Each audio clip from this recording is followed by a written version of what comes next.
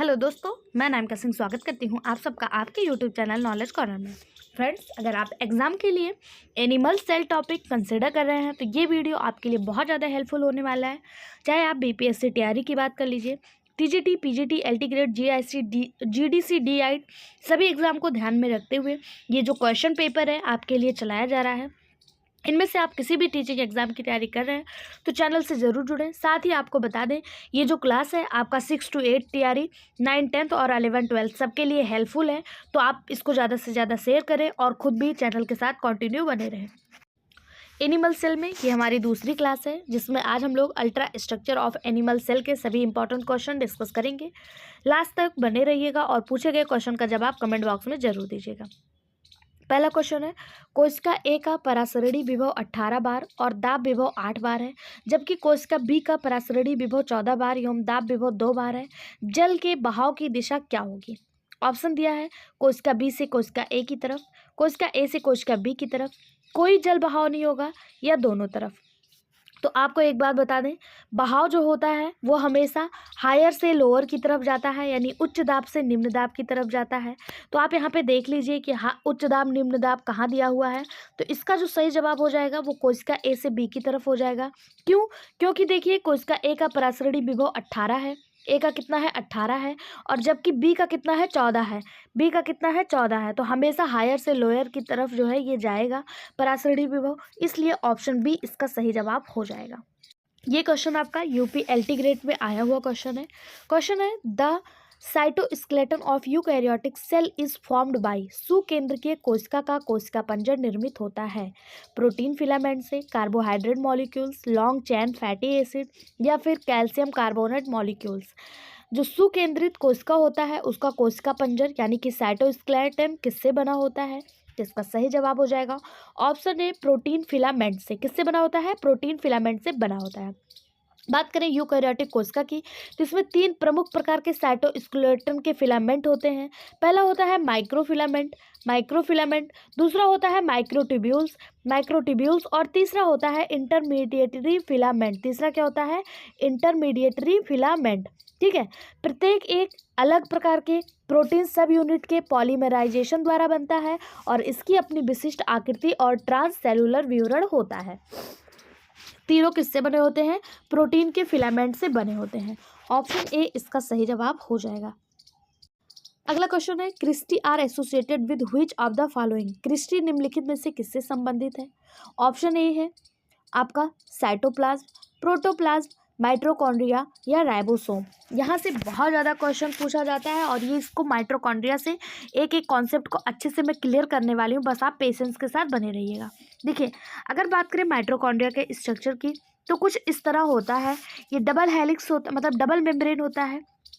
ऊपर वाले को आउटर मेम्ब्रेन कहा जाता है। क्या कहा जाता है? Outer membrane. और इसी से ठीक लगा हुआ इनर मेम्ब्रेन होता है जो कुछ ऐसे फिंगर लाइक प्रोजेक्शन बनाता है, जिसको इनर मेम्ब्रेन के नाम से जाना जाता है। क्या कहा जाता है? इनर मेम्ब्रेन कहा जाता है। इसी इनर मेम्ब्रेन पे ऐसे एक फिंगर लाइक प्रोजेक्शन प्रेजेंट होता है हाथ की अंगुलियों की तरह, इस तरह से। इसी को क्रिस्टी कहा जाता है। क्या कहा जाता है? इसी को क्रिस्टी कहा जाता है। माइटोकॉन्ड्रिया में जो क्रिस्टी पाई जाती है, ठीक है, इसकी सतह पर बहुत से सूक्ष्म कण पाए जाते हैं, छोटे छोटे सूक्ष्म कण। अच्छा, अब इसको यहाँ पे अगर जूम करके देखें तो ये कुछ इस तरह से फिंगर लाइक स्ट्रक्चर होता है क्रिस्टी, और इसी की सतह पे छोटे छोटे सूक्ष्म कण पाए जाते हैं। इनको F1 पार्टिकल, F0 पार्टिकल और बहुत सारे नामों से इसको जाना जाता है। इसी को ऑक्सीसोम भी कहा जाता है। इसी पर पाए जाते हैं। ये 7 से 100 एंगस्ट्रॉम की लंबाई में टेनिस के रॉकेट के आकार के होते हैं। टेनिस का रॉकेट मतलब जैसे आपने टेनिस का जो रॉकेट देखा है कुछ इस तरह से, एक मिनट रुक जाइए, यहाँ बना देते हैं। कुछ इस तरह से इसी आकार के ये होते हैं, जैसे टेनिस का रॉकेट होता है। ये क्रिस्टी इसी आकार के होते हैं, ठीक है। और ये जो है ये इनका बेस होता है, बेस, उसके बाद इनका स्टाक होता है और ये इनका हेड होता है। यानी कि ये हेड, स्टाक और बेस में बटे होते हैं। कौन?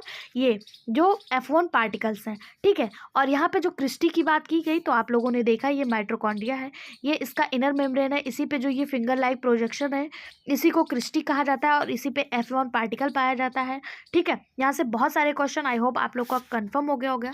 माइटोकॉन्ड्रिया को ही power house of the cell के नाम से जाना जाता है। ये क्वेश्चन आपका बिहार पीजीटी 2019 में आया है, इसलिए इसको अच्छे से एक्सप्लेन करना मैं ज़रूरी समझ रही थी। अगर आप लोग को समझ में आया हो तो बताइएगा, कहीं कोई कन्फ्यूजन हो तो कमेंट बॉक्स में ज़रूर बताइएगा। सही जवाब इसका ऑप्शन सी हो जाएगा। नेक्स्ट क्वेश्चन है, the cell wall is present in, कोशिका भित्ति पाई जाती है animal cell, plant cell, both या इनमें से कोई नहीं। तो जब हम सेल टॉपिक पढ़ाना शुरू किए थे इसके पहले वाले वीडियो में, तभी आपको कुछ इम्पॉर्टेंट डिफरेंस आपको बता दिए थे एनिमल सेल और प्लांट सेल में, जिसमें सेल वॉल एक इम्पॉर्टेंट था। सेल वॉल जो है ये हमेशा प्लांट सेल में देखने को मिलता है। सेल वॉल कभी भी आपको एनिमल सेल में देखने को नहीं मिलेगा। ये किस में पाया जाता है? प्लांट सेल में पाया जाता है, ठीक है। और ये जो होता है ये मोटा होता है, मजबूत होता है, छिद्रयुक्त होता है, लेकिन ये नॉन लिविंग होता है। सेल वॉल हमेशा कैसा होता है? नॉन लिविंग होता है। अगर पूछा जाए पौधों का सेल वॉल किससे बना होता है, तो पौधों का सेल वॉल जो है वो सेलुलोज से बना होता है। यहाँ से क्वेश्चन बहुत ज़्यादा देखने को मिलता है। किससे बना होता है? सेलुलोज से बना होता है, ठीक है। आपके लिए मेरा आज का जो होमवर्क क्वेश्चन है वो ये है कि बैक्टीरिया का सेल वॉल किससे बना होता है? क्या बैक्टीरिया में सेल वॉल पाया जाता है? अगर हाँ तो ये किससे बना होता है? इसके साथ साथ क्या फंगस में सेल वॉल पाया जाता है? अगर हाँ तो ये किससे बना होता है? दोनों का कमेंट बॉक्स में आपको जवाब देना है। ये आपके लिए होमवर्क क्वेश्चन है। होमवर्क क्वेश्चन का जवाब जरूर दिया करिए, ये आपके लिए बहुत ज़्यादा इंपॉर्टेंट होता है। ये क्वेश्चन भी पीजीटी बिहार 2019 में आया हुआ था। अगला question, the number of protofilaments present in microtubules are, सूक्ष्म नलिकाओं में मौजूद प्रोटोफिलामेंट्स की संख्या कितनी होती है? तो इसका जो सही जवाब हो जाएगा कि माइक्रोट्यूब्यूल्स में प्रोटोफिलामेंट की संख्या कितनी होती है? 13 होती है। सूक्ष्म नलिकाएं साइटोस्केलेटन के प्रमुख घटक हैं। ये सभी यूकैरियोटिक कोशिका में पाए जाते हैं। ये समसूत्रण यानी कि जो माइटोसिस होता है उसमें कोशिका गतिशीलता के लिए जिम्मेदार होते हैं, यानी कोशिका की गति में मदद करते हैं। जो माइक्रोट्यूब्यूल्स होता है ये अल्फा व बीटा ट्यूबुलिन सब यूनिट से बनी होती है, जो रेखीय प्रोटोफिलामेंट्स में एकत्रित होता है। यानी कि जो माइक्रोट्यूब्यूल्स होते हैं ये एक अल्फा और एक बीटा सब यूनिट से मिलकर, ये बहुत सारे ऐसे अल्फा बीटा ऐसे बहुत सारे जब मिल जाते हैं तो एक माइक्रोट्यूब्यूल्स जो है वो तैयार हो जाता है इस तरह से, ठीक है। तो इसका सही जवाब ऑप्शन सी हो जाएगा। ये क्वेश्चन यूपी पीसीएस प्री 2003 में पूछा गया क्वेश्चन है। ये मत सोचिएगा कि पीसीएस के क्वेश्चन पीजीटी टीजीटी में नहीं देखने को मिलेंगे। एज इट इज पीसीएस के क्वेश्चन आपको टीजीटी पीजीटी में देखने को मिल जाते हैं, इसलिए ऐसे क्वेश्चन को भी अवॉइड मत करिएगा। ये क्वेश्चन आप स्टार मार्क करिएगा, यहाँ से बहुत ज़्यादा क्वेश्चन पूछा जाता है। क्वेश्चन है, निम्नलिखित में से कौन से प्रस्तावित मॉडल से प्लाज्मा झिल्ली की संरचना के लिए इकाई झिल्ली अवधारणा विकसित हुई? तो देखिए प्लाज्मा झिल्ली यानी कि जो प्लाज्मा मेम्ब्रेन है, इसके लिए बहुत सारे कॉन्सेप्ट दिए गए। Fluid mosaic model, Robertson model, Gorter and Grendel model, इसके अलावा डेनली और डैप्सर मॉडल, बहुत सारे मॉडल जो है प्लाज्मा मेम्ब्रेन के बारे में आए। लेकिन जो सबसे ज़्यादा एक्सेप्टेबल थी, जिससे धारणा विकसित हुई, वो रॉबसन मॉडल थी। लेकिन अगर पूछा जाए किसको मतलब कौन सा वो मॉडल है जिसको सबसे ज़्यादा एक्सेप्ट किया गया, तो वो फ्लूइड मोज़ेक मॉडल था। ये सबसे ज़्यादा एक्सेप्टेबल था, ठीक है। रॉबर्टसन नाम के एक वैज्ञानिक थे जिन्होंने 1959 में प्लाज्मा झिल्ली के इकाई झिल्ली यानी यूनिट मेम्ब्रेन मॉडल का प्रस्ताव रखा। रॉबर्टसन द्वारा प्रस्तावित बायोमेम्ब्रेन्स मॉडल में कहा गया कि ये 3 परतों से बना होता है। इन परतों में से 2 प्रोटीन परतें होती हैं और एक फास्फोलिपिड परतें होती हैं। 2 क्या होती हैं? प्रोटीन होती हैं और एक क्या होता है? फास्फोलिपिड। लेकिन ये बहुत ज़्यादा मान्य नहीं था। जो सबसे ज़्यादा मान्य था वो था फ्लूइड मोज़ेक मॉडल। लेकिन यहाँ पे पूछा कि अवधारणा किससे विकसित हुई, तो अवधारणा हुई थी रॉबर्टसन मॉडल से। ऑप्शन बी इसका सही जवाब हो जाएगा। यहाँ पे आपको ये दिखाया गया है। यहाँ से एक क्वेश्चन ये भी पूछा जाता है कि इसका, ये देखिए ये 2 पार्ट होते हैं ना इसके, ये पूछा जाता है कौन सा हाइड्रोफोबिक है, कौन सा हाइड्रोटेलिक है। तो देखिए जो जल की तरफ भागता है वो हाइड्रोटेलिक हो जाता है, जो जल से दूर भागता है वो हाइड्रोफोबिक हो जाता है। तो इसका जो टेल वाला पार्ट है, ये जो टेल वाला पार्ट है ये जल की तरफ भाग रहा है, टेल वाला पार्ट जल की तरफ भाग रहा है दोनों तरफ, तो ये हाइड्रोटेलिक होता है। और इसका हेड वाला जो पार्ट होता है ये हाइड्रोफोबिक होता है, ठीक है। कैसा होता है? हाइड्रोफोबिक होता है। इसका सही जवाब ऑप्शन बी हो जाएगा। नेक्स्ट क्वेश्चन देखते हैं, जैविक झिल्ली की इकाई झिल्ली अवधारणा किसके द्वारा प्रस्तावित की गई? सबसे पहले किसने प्रस्तावित किया था? तो अभी हम लोगों ने देखा किसने प्रस्तावित किया था, 1959 में रॉबर्टसन नामक वैज्ञानिक ने किया था, 1959 में। ऑप्शन ए इसका सही जवाब हो जाएगा। उसके बाद बात करें डेनियल और डेवसन की, तो इन्होंने भी बायोमॉलिकुलर मॉडल दिया था। कब दिया था? इन्होंने 1926 में दिया था। कब दिया था? 1926 में दिया था। इसके बाद फ्लूइड मोज़ेक मॉडल सबसे ज़्यादा एक्सेप्टर मॉडल था, सबसे ज़्यादा एक्सेप्ट किया गया, ये 1972 में आया और ये भी प्लाज्मा मेम्ब्रेन के बारे में ही था। बात करें पोर्टर की, तो पोर्टर ने एंडोप्लाज्मिक रेटिकुलम की खोज की थी।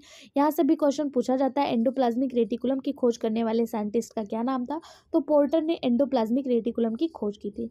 बाकी इसका जो सही जवाब वो ऑप्शन ए हो जाएगा। अगला क्वेश्चन है, माइक्रोमॉलिक्यूल्स एक कोशिका की प्लाज्मा झिल्ली में प्रवेश करते हैं।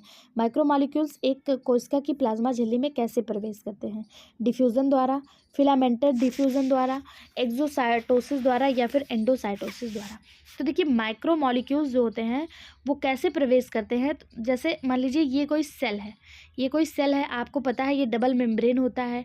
ये कैसे प्रवेश करेंगे, इनका जो ये वाला स्ट्रक्चर, मान लीजिए इनके मेम्ब्रेन को यहाँ से काट के हम अलग कर रहे हैं यहाँ से, और ये है ये, तो ये कैसे प्रवेश करेंगे? तो एक कोशिका की प्लाज्मा झिल्ली में ये एंडोसाइट द्वारा प्रवेश करते हैं। किसके द्वारा प्रवेश करते हैं? एंडोसाइट द्वारा। ये जो एंडो वाला मेम्ब्रेन है इसके द्वारा, एंडोसाइट द्वारा, ठीक है। इसीलिए इनको जो है एंडोसाइटोसिस के नाम से भी जाना जाता है। किसके नाम से? ये जो प्रक्रिया है इसी को एंडोसाइटोसिस प्रक्रिया भी कहा जाता है। तो ऑप्शन बी इसका सही जवाब हो जाएगा। माइक्रोमॉलिक्यूल्स पूरक ट्रांसमेम्ब्रेन रिसेप्टर से बंधते हैं, लेपित गड्ढे में जमा हो जाते हैं, यानी ये वाला जो पार्ट मैंने आपको दिखाया इसमें जमा हो जाते हैं, और फिर कैलेथ्रिन लेपित वेसिकल्स में रिसेप्टर मॉलिक्यूल्स कॉम्प्लेक्स के रूप में सेल में प्रवेश कर जाते हैं। ओके, ऑप्शन डी इसका सही जवाब हो जाएगा। इस प्रक्रिया को क्या कहेंगे? एंडोसाइटोसिस कहते हैं। क्यों? क्योंकि माइक्रोमॉलिक्यूल्स जो होते हैं वो एंडोसाइट द्वारा कोशिका में प्रवेश करते हैं। ओके, ऑप्शन डी सही जवाब। अगला क्वेश्चन, मेटाजोआ में संरचना और कार्य के समान कोशिका के समूह क्या कहे जाते हैं? यानी कि मेटाजोआ में पाए जाने वाला वह स्ट्रक्चर जो संरचना और कार्य में समान हो, कोशिका का समूह हो। अगर ये आपको नहीं भी पता, बस इतना पता है group of cell is called tissue, तो यही आप सही जवाब कर ले जाएंगे। ऑप्शन ए इसका सही जवाब हो जाएगा कि कोशिका, बहुत सारी कोशिकाएं जब आपस में मिलती हैं तो ये क्या निर्माण करती हैं? टिश्यू का निर्माण करती हैं। क्या निर्माण करती हैं? टिश्यू का निर्माण करती हैं। बात करें टिश्यू की यानी कि ऊतक विज्ञान की, तो ऊतक विज्ञान जो है ये ऊतकों का अध्ययन इसमें किया जाता है, सारे टिश्यूओं का अध्ययन किया जाता है। अगर पूछा जाए आपसे शब्द टिश्यू यानी ऊतक शब्द किसने दिया था? एक साइंटिस्ट थे, इनका नाम था जेवियर बिचेट। जेवियर बिचेट नाम के एक साइंटिस्ट थे, इन्होंने ही टिश्यू शब्द जो है वो दिया हुआ था। और कब दिया था? 1801 में। कब दिया था? 1801 में। और ये कोशिकाओं का समूह होता है, ग्रुप ऑफ सेल होता है। बहुत सारी कोशिकाएं मिलकर टिश्यू बनाती हैं, बहुत सारे टिश्यू मिलकर ऑर्गन बनाते हैं, ठीक। अगला क्वेश्चन है, कोशिकाओं में मैट्रिक्स को प्रोटोप्लाज्म नाम दिया, यानी कि जो कोशिकाओं में मैट्रिक्स पाई जा रही है उसका नाम प्रोटोप्लाज्म किसने दिया? सेल होता है, ये सेल है, सेल के अंदर जो ऐसे पाया जाता है मैट्रिक्स, ऐसे, इसी को प्रोटोप्लाज्म नाम किसने दिया? तो आपके सामने चार ऑप्शन दिया है, एच वान मोहल, सुल्टर, जे परकिंजे या फिर हक्सले। बहुत ज़्यादा इंपॉर्टेंट क्वेश्चन, स्टार मार्क करिएगा। इसका सही जवाब हो जाएगा ऑप्शन डी हक्सले। हक्सले नाम के एक साइंटिस्ट थे, इन्होंने सेल में पाए जाने वाले मैट्रिक्स को प्रोटोप्लाज्म नाम दिया। एक मिनट, सॉरी, इसको जो नाम दिया था ना, एक मिनट, मैं भी कंफ्यूज हो गई, आपको यहाँ से कंफ्यूजन हो ही जाता है, तो ध्यान दीजिएगा। इसका जो नाम दिया था प्रोटोप्लाज्म का, ये परकिंजे ने दिया था। किसने दिया था? परकिंजे ने दिया था। कब दिया था? 1837 में दिया था। हक्सले जो थे ना, हक्सले, इन्होंने इस प्रोटोप्लाज्म को जीवन का भौतिक आधार बताया। अगर आपसे पूछा जाए कि जीवन का भौतिक आधार प्रोटोप्लाज्म को किसने बताया, तब आपका हक्सले सही हो जाएगा। लेकिन प्रोटोप्लाज्म नाम किसने दिया था? तो परकिंजे ने दिया था। किसने दिया था? परकिंजे में दिया था। इसको, ये जो है सभी जीवित कोशिकाओं में पाया जाता है और यह जीवन के जैविक आधार के रूप में कार्य करता है, भौतिक आधार के रूप में कार्य करता है। और जो कोशिकाओं में जितने भी महत्वपूर्ण कार्य होते हैं उनमें भी ये रोल प्ले करता है, ठीक है। अगर आपसे पूछा जाए प्रोटोप्लाज्म की खोज किसने की, तो प्रोटोप्लाज्म की जो खोज किए थे वो वैज्ञानिक थे डू जार्डिन। कौन थे? Do jardin. ड्रू जार्डिन ने 1835 में प्रोटोप्लाज्म की खोज की है, लेकिन इन्होंने इसे प्रोटोप्लाज्म नाम ना देकर इसका नाम क्या रखा, ड्रू जार्डिन ने इसको सारकोड के नाम से बुलाया। किस नाम से? सारकोड के नाम से ड्रू जार्डिन ने इसको बुलाया। लेकिन जब 1837 में 1837 में परकिंजे आए तो इन्होंने इसी सारकोड को क्या नाम दिया, प्रोटोप्लाज्म नाम दिया, प्रोटोप्लाज्म नाम दिया। उसके बाद आते हैं आपके एक साइंटिस्ट हक्सले, इन्होंने इस प्रोटोप्लाज्म को जीवन का भौतिक आधार बताया। आई होप यहाँ से सारे कॉन्सेप्ट आपके क्लियर हो गए होंगे। आपको बेसिक से लेकर यानी जीरो से लेकर हीरो तक की सफ़र जो है ये कराया जा रहा है। इसमें आपके कोई भी इंपॉर्टेंट टॉपिक, कोई भी इंपॉर्टेंट क्वेश्चन ऐसा नहीं है जो ना फंसे, डायरेक्ट या इनडायरेक्ट, या तो फॉर्मेट के माध्यम से या तो एक्सप्लेनेशन के माध्यम से। यहाँ से आपको क्वेश्चन टीजीटी, पीजीटी 6 to 8 सब में देखने को मिलेगा। बस आप पेशेंस के साथ बने रहिएगा। फ्रेंड्स, आप लोग से एक और अनुरोध है, अगर आप वीडियो देखते हैं और आपको पसंद आता है तो प्लीज़ कमेंट बॉक्स में अपना एक फीडबैक ज़रूर दिया करिए। आपके फीडबैक हमारे लिए मोटिवेशन का कार्य करते हैं।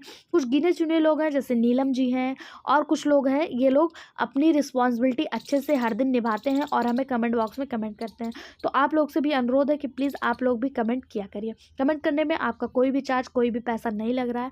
थोड़ा सा टाइम निकाल के आप कमेंट कर दिया करिए, हमें भी मोटिवेशन मिलता है, हमें भी लगता है कि आप लोग हमारे साथ जुड़े हुए हैं, अच्छे खासे मतलब आप लोग भी हमें सपोर्ट कर रहे हैं। तो प्लीज़ आप लोग से अनुरोध है, एक कमेंट जरूर किया करिए। अगला क्वेश्चन है, प्रोटोप्लाज्म शब्द दिया गया, प्रोटोप्लाज्म शब्द किसके द्वारा दिया गया? कई सारे ऑप्शन हैं। अब देखिए यहाँ, सॉरी प्रोटोप्लाज्म नहीं, मेरे दिमाग में प्रोटोप्लाज्म बैठा है। क्वेश्चन तो हो गया है, अब दूसरा क्वेश्चन देखते हैं। नेक्स्ट क्वेश्चन है, प्लाज्मा लेमा शब्द दिया गया, प्लाज्मा लेमा शब्द किसके द्वारा दिया गया? अभी हम लोगों ने देखा प्रोटोप्लाज्म के बारे में, अब दिया है प्लाज्मा लेमा किसके द्वारा दिया गया। ये क्वेश्चन टीजीटी बायोलॉजी 2009 में पूछा गया क्वेश्चन है। ऑप्शन है आपके सामने, सी नागली और सी क्रैमर, जे क्यू पलोव, डेनेली और डेवसन, या फिर रॉबर्टसन। सही जवाब हो जाएगा इसका ऑप्शन बी, जे क्यू पलोव। इनके द्वारा जो है प्लाज्मा लेमा शब्द 1931 में दिया गया। कब? 1931 में। उसके बाद रॉबर्टसन आते हैं। इन्होंने, रॉबर्टसन किसके लिए जाने जाते हैं? अभी हम लोगों ने देखा इन्होंने 1959 में यूनिट मेम्ब्रेन के बारे में बताया, प्लाज्मा मेम्ब्रेन के यूनिट मेम्ब्रेन के बारे में, ठीक है। और प्लाज्मा लेमा के बारे में किसने बताया? जे क्यू पवोल ने। प्लाज्मा लेमा है क्या? तो प्लाज्मा लेमा कोशिका की बाहरी सीमा है जो विभिन्न प्रकार के अणुओं व आयनों के अंदर आने जाने पर नियंत्रण रखती है। प्लाज्मा झिल्ली को जीवकला, बायोलॉजिकल मेम्ब्रेन भी कहा जाता है। अगर पूछा जाए बायोलॉजिकल मेम्ब्रेन कौन है, तो यही प्लाज्मा लेमा या प्लाज्मा मेम्ब्रेन, इसी को बायोलॉजिकल मेम्ब्रेन के नाम से भी जाना जाता है। या जंतु व वनस्पति दोनों में पाया जाता है। इसी को cell membrane, plasmalemma, biological membrane अलग अलग नामों से जाना जाता है। इसका सही जवाब ऑप्शन बी हो जाएगा।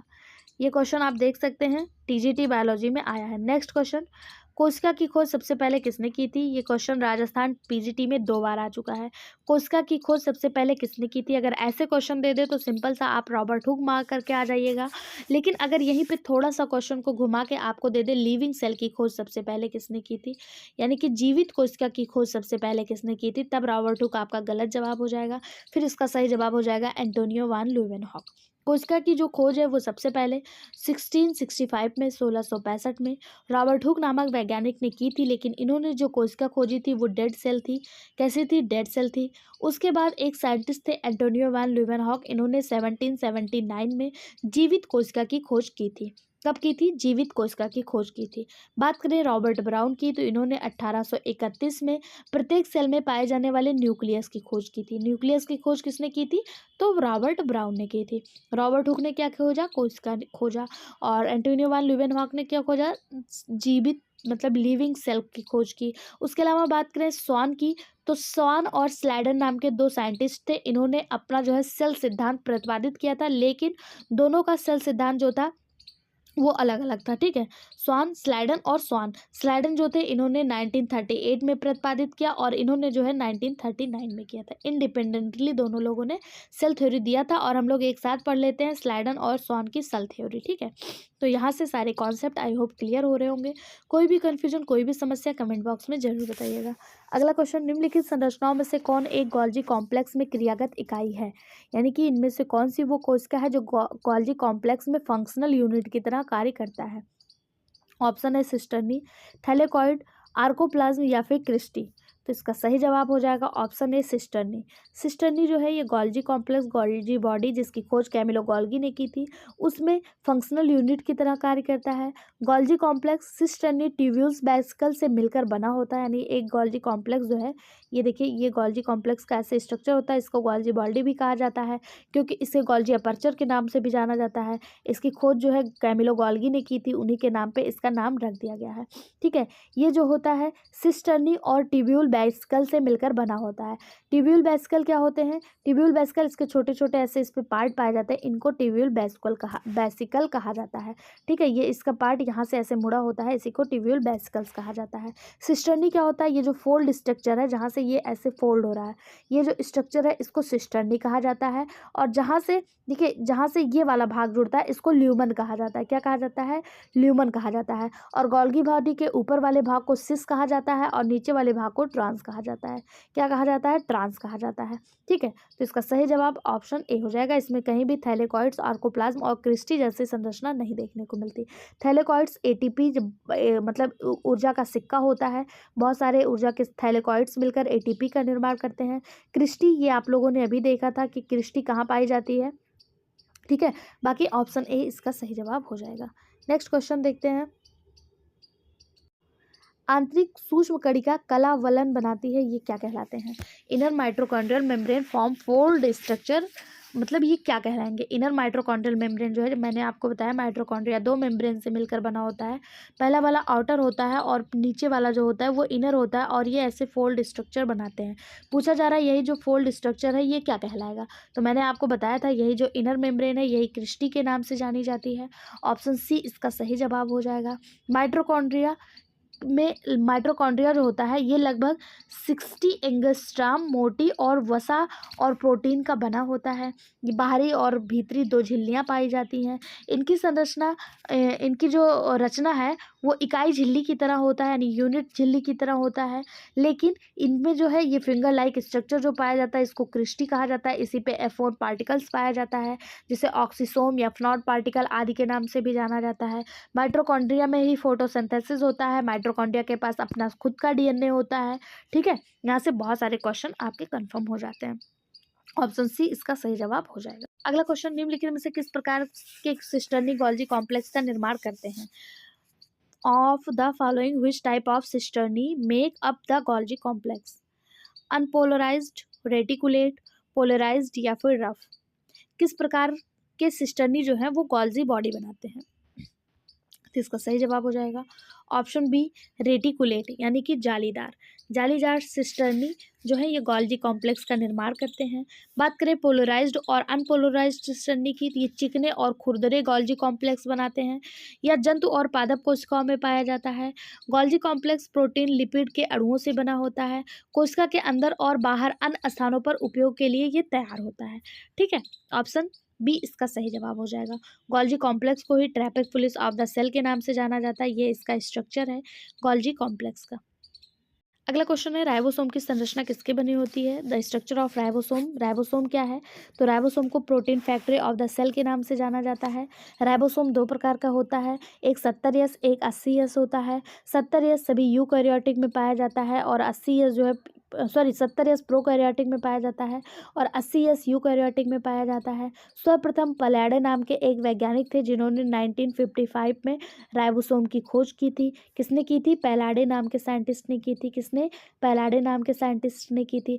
राइबोसोम को protein factory of the cell के नाम से जाना जाता है। राइबोसोम की संरचना आरएनए तथा प्रोटीन की बनी होती है।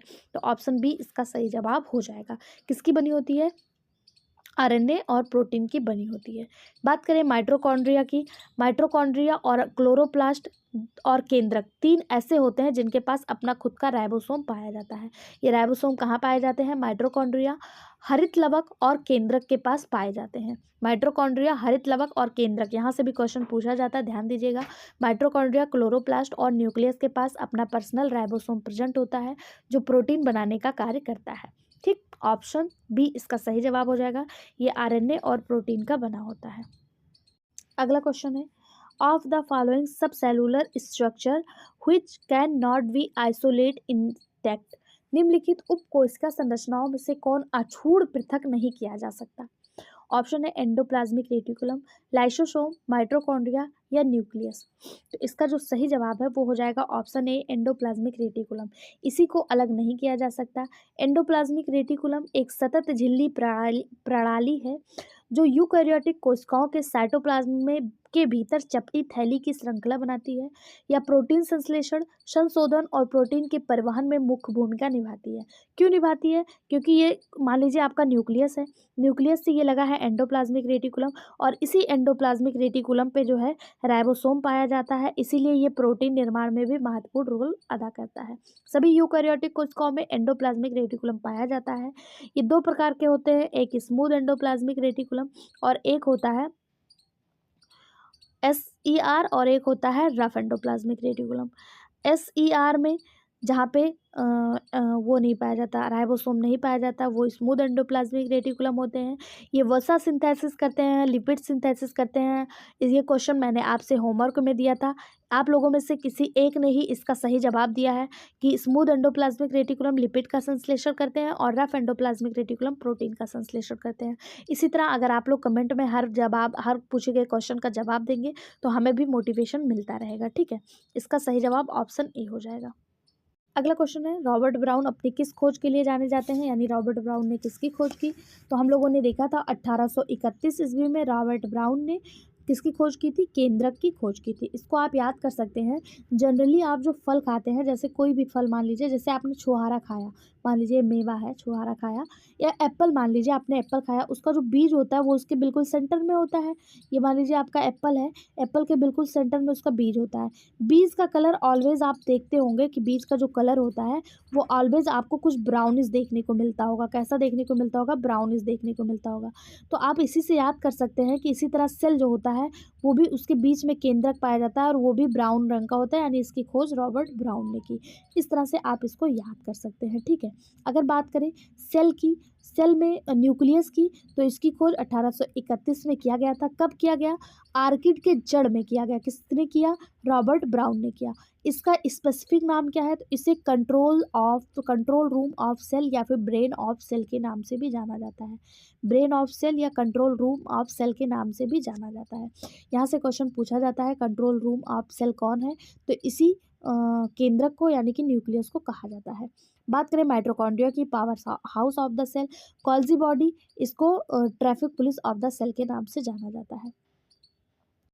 अगला क्वेश्चन, रिक्तिका को बढ़ने वाली झिल्ली क्या कहलाती है? रिक्तिका को ढकने वाली, रिक्तिका यानी वैक्यूल्स आपको जनरली प्लांट सेल में देखने को मिलता है। अगर वैक्यूल्स आपको प्लांट सेल में देखने को मिलेगा तो ये बहुत लार्ज होगा, जो प्लांट सेल का लगभग 90% भाग कवर कर लेगा। लेकिन यही वैक्यूल्स अगर आपको एनिमल सेल में देखने को मिलेगा तो ये छोटे छोटे होंगे, और कहीं कहीं कहा जाता है कि छोटे छोटे बहुत सारे वैक्यूल्स एनिमल सेल में देखने को मिलते हैं, लेकिन प्लांट सेल में ये सिंगल होगा और लगभग 90% भाग कवर करेगा वैक्यूल्स, और इसका न्यूक्लियस जो होगा वो इसको किनारे कर देगा। इसलिए प्लांट सेल का न्यूक्लियस जो है वो बीच में नहीं होता है, किनारे हो जाता है, क्योंकि 90% भाग तो ये वैक्यूल्स अकेला कवर कर लेता है। ठीक है, पूछा जा रहा है ये जो वैक्यूल्स है इसको जो मेम्ब्रेन ढकती है ये क्या कहलाती है? तो वैक्यूल्स के ऊपर जो मेम्ब्रेन पाई जाती है ये टोनोप्लास्ट के नाम से जानी जाती है। किसके नाम से? टोनोप्लास्ट के नाम से जानी जाती है। ऑप्शन ए इसका सही जवाब हो जाएगा।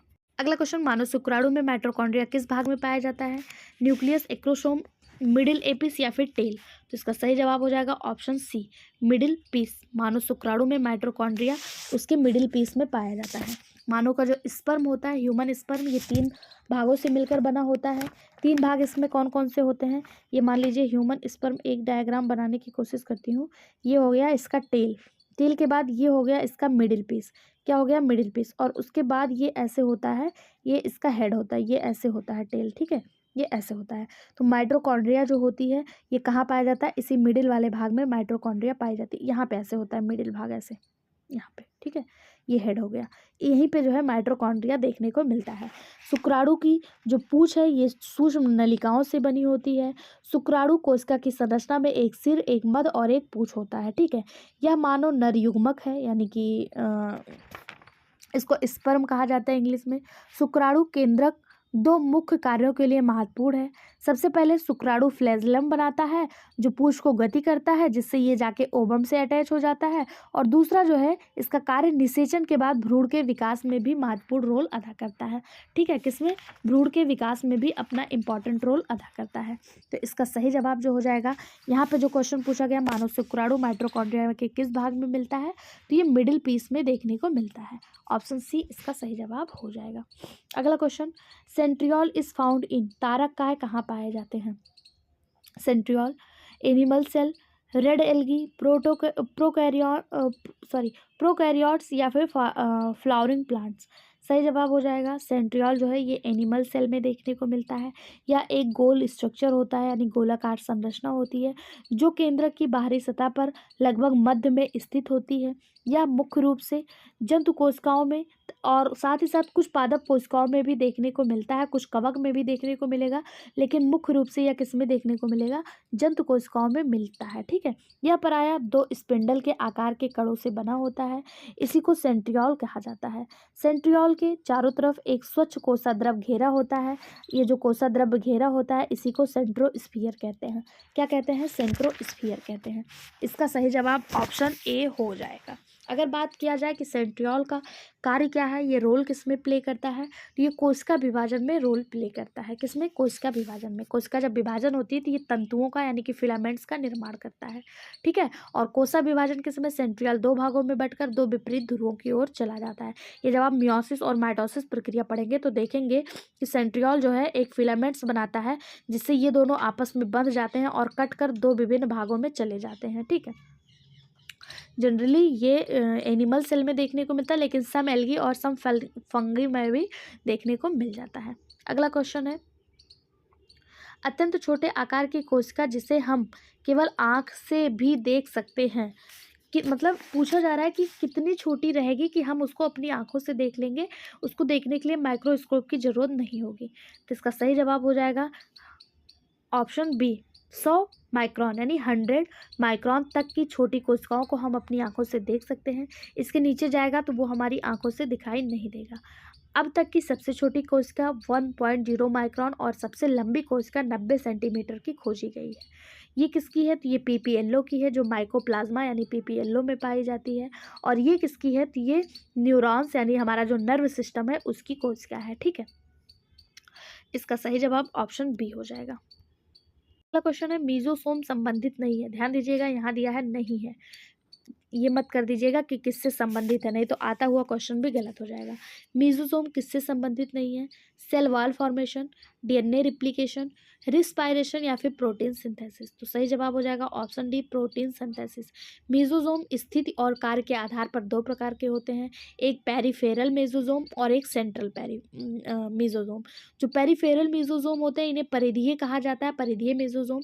ये पेरिफेरल भाग में कोशिका झिल्ली के पास स्थित होते हैं और इनका जो कार्य होता है वो श्वसन होता है और कोशिका भित्ति स्राव होता है, जो माइटोकॉन्ड्रिया के समान होता है।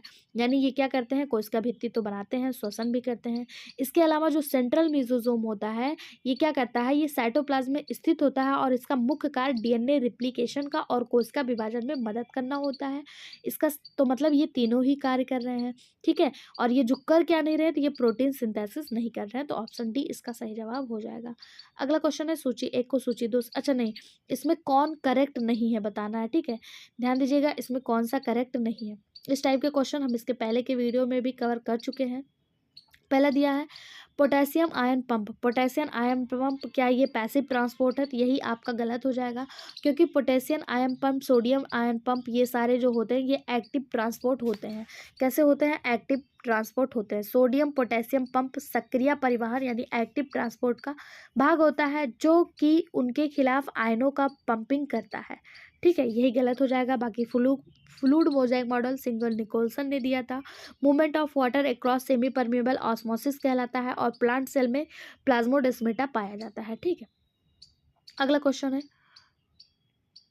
कम वेग पर अपकेंद्रण की प्रक्रिया में कौन सा कोशिकांग तलछट में मिलता है?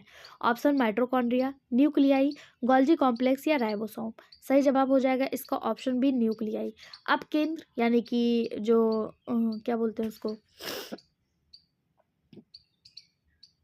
लोअर स्पीड होता है, नीचे वाला भाग होता है, वहाँ तलछट वाली भाग में पूछा जा रहा है कि अपकेंद्रण की प्रक्रिया, सॉरी सेंट्रीफ्यूगल की प्रक्रिया, अपकेंद्रण की प्रक्रिया पूछा जा रहा है। सेंट्रीफ्यूगल की प्रक्रिया कौन से कोशिकांग में होता है? तो ये कहाँ होता है? न्यूक्लियाई में होता है। ठीक है, सेंट्रीफ्यूगल क्या होता है? आप लोगों ने अपने घर में मिक्सर मशीन या फिर वॉशिंग मशीन देखा होगा। इसमें कुछ इस तरह के स्ट्रक्चर लगे होते हैं और ये आपके कपड़े को उठा उठा के बाहर की तरफ फेंकते रहते हैं और इसकी गंदगी को अलग कर देते हैं। इसी तरह जो मिक्सर मशीन होता है, ये जब आप या फिर आप मक्खन निकालने वाला देखे होंगे, जिससे मक्खन निकाला जाता है, दही घी निकाली जाती है, वो सेंट्रीफ्यूगल के ही माध्यम से जो सूक्ष्म कण हैं उनको अलग कर देता है, जो मतलब हल्के कण होते हैं उनको अलग कर देता है, जो भारी कण होते हैं उनको अलग कर देता है। उसी तरह ये अपक्रिया भी हमारी कोशिका में भी होता है और कहाँ पे होता है? न्यूक्लियाई में होता है। पहले अपकेंद्रण में कम गति और फिर कम समय पर तलछट अखंड कोशिकाओं और केंद्रक कोशिकाओं में सबसे बड़े और सबसे भारी उप कोशिका संरचना को अलग कर देते हैं। कहाँ होता है? ये न्यूक्लियाई में होता है। ऑप्शन बी इसका सही जवाब हो जाएगा। आरपीएससी पीसीटी में पूछा गया क्वेश्चन है। ठीक है, यहाँ पे हमारा ये वाला टॉपिक कवर होता है। अगला टॉपिक हमारा कोशिकांग के कार है, जो एनिमल सेल का ही एक भाग है। तो आप लोग उसको पाने के लिए चैनल को सब्सक्राइब करें, वीडियो को लाइक करें और साथ ही साथ सभी दोस्तों के साथ शेयर जरूर करें। Thank you. हेलो दोस्तों, मैं अनामिका सिंह स्वागत करती हूँ आप सबका आपके यूट्यूब चैनल नॉलेज कॉर्नर में। फ्रेंड्स, अगर आप एग्ज़ाम के लिए जूलॉजी से एग्ज़ाम देने जा रहे हैं और आप एनिमल्स टॉपिक कंसिडर कर रहे हैं, तो ये एक वीडियो आपके लिए बहुत ज़्यादा हेल्पफुल है। आप लास्ट तक बने रहिएगा, चैनल को सब्सक्राइब करिएगा और वीडियो को लाइक और ज़्यादा से ज़्यादा शेयर। आज का जो हमारा टॉपिक है वो कोशिकांग के कार है, यानी function of the cell organelle से संबंधित है। इसके पहले हम लोग एनिमल सेल के 2 टॉपिक कवर कर चुके हैं। अगर आपने नहीं देखा है तो हमारे इसी चैनल पर जाइए और उनको भी जरूर देखिए। क्वेश्चन है, smooth endoplasmic reticulum is involve in the synthesis of. चिकनी अंतःद्रव्य जालिका किसके संश्लेषण में शामिल होती है? यानी स्मूथ एंडोप्लाज्मिक रेटिकुलम जो होता है वो किसका संश्लेषण करता है? तो एंडोप्लाज्मिक रेटिकुलम के बारे में इसके पहले के वीडियो में हम लोगों ने अच्छे से देखा था। न्यूक्लियस के ऊपर ये फिंगर लाइक प्रोजेक्शन होता है, जिसे एंडोप्लाज्मिक रेटिकुलम कहा जाता है। अगर एंडोप्लाज्मिक रेटिकुलम के अंदर ऊपर जो है राइबोसोम लगे होते हैं तो ये रफ एंडोप्लाज्मिक रेटिकुलम, और जिस भाग पर राइबोसोम नहीं पाए जाते ये स्मूथ एंडोप्लाज्मिक रेटिकुलम कहे जाते हैं। आर यानी रफ एंडोप्लाज्मिक रेटिकुलम पे प्रोटीन सिंथेसिस होता है और स्मूथ एंडोप्लाज्मिक रेटिकुलम पे लिपिड सिंथेसिस होता है। तो इसका सही जवाब हो जाएगा ऑप्शन बी, लिपिड। क्या हो जाएगा? लिपिड, यानी कि वसा का संश्लेषण स्मूथ एंडोप्लाज्मिक रेटिकुलम के द्वारा होता है। ऑप्शन बी इसका सही जवाब हो जाएगा। नेक्स्ट क्वेश्चन है, इनमें से कौन एटीपी के संश्लेषण हेतु आवश्यक है? यानी कि एडेनिन ट्राइफॉस्फेट के संश्लेषण के लिए क्या आवश्यक है? तो इसका सही जवाब हो जाएगा ऑप्शन डी। ऑप्शन डी यानी कि आयरन और फास्फोरस जो है ये एटीपी के संश्लेषण के लिए आवश्यक है। आयरन ऑक्सीजन परिवहन और एटीपी संश्लेषण में महत्वपूर्ण रोल अदा करता है। इसके अलावा फास्फोरस जो है ये ऊर्जा हस्तांतरण तंत्र में भी शामिल होता है। ऑप्शन डी इसका सही जवाब हो जाएगा। अगला क्वेश्चन है, पॉलीसोम कंसिस्ट ऑफ। पॉलीसोम किससे बना होता है? राइबोसोम और टीआरएनए, लाइसोसोम, क्रोमोसोम और सेंट्रोसोम, या राइबोसोम और एमआरएनए? तो पॉलीसोम जो होता है ये राइबोसोम और एमआरएनए से मिलकर बना होता है। ऑप्शन डी इसका सही जवाब हो जाएगा। 10 से 100 राइबोसोम से जुड़े समूह को पॉलीसोम कहा जाता है। एक पॉलीसोम में राइबोसोम एमआरएनए में एक एकल अणु से जुड़े होते हैं। इसकी सही जवाब ऑप्शन डी हो जाएगा। यहाँ पे आपको दिख रहा है ये इस तरह से एक अणु से जुड़े होते हैं और जब 10 से 100 राइबोसोम एक साथ जुड़ जाते हैं तो इन्हीं को पॉलीसोम कहा जाता है। ये किसके द्वारा जुड़े होते हैं? जो बैंड है इसी को एमआरएनए कहा जाता है और जो आपको ये हार्ट शेप स्ट्रक्चर दिख रहा है इसी को राइबोसोम कहा जाता है। ठीक है, अगला question, nucleolus is the site of synthesis of. केंद्रिका डैश के संश्लेषण हेतु स्थल है, यानी कि न्यूक्लियोलस में किसका संश्लेषण होता है?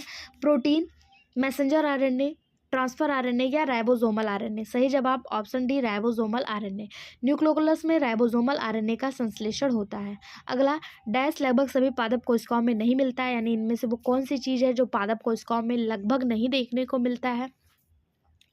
लार्ज वैक्यूल तो पादप कोशिकाओं में पाया जाता है। 70S राइबोसोम, 80S राइबोसोम दोनों पाया जाता है, लेकिन सेंट्रियोल जो है ये लगभग पादप कोशिकाओं में नहीं पाया जाता, 1-2 अपवाद को छोड़ के।